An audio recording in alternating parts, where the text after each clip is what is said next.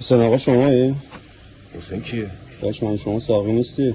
داداش برای چی بلند شدیم ولی در خونه؟ داداشی 1.5 گرفتم نمیتونم تستشون. شما دستت تو کاری یه تست بزن ببین درسته یا نه.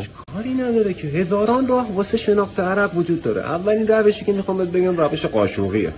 یه ذره از عرق میریزی تو قاشق فندک رو میزنی. اگه شعله‌اش قرمز بود بدون عرق تند گرفتی. اگه شعله‌اش آبی بود بدون که ملوه. اگه شعله‌اش هم زرد بود یه ذره دارچین میریزی تزیینش میکنی. داداش چی میگی؟ نه اینه که شوخی کردم ولی حواست باشه متانول نخوری کورفیا بمیری یا. روش دوم میخوام به توضیح بدم. 1.5 میگیری یه تکون میدی این حبابا رو میبینی بیا جلو نگاه این حبابا باید آروم و آروم بره بالا. هرچی آرومتر بره بالا یعنی غلظتش بیشتره و بهتره. روش سومی که میخوام به توضیح میدم درش وا میکنی این کارهاش میدونن و انگشتو میکنی توش در میاری اینجوری میمالی به هم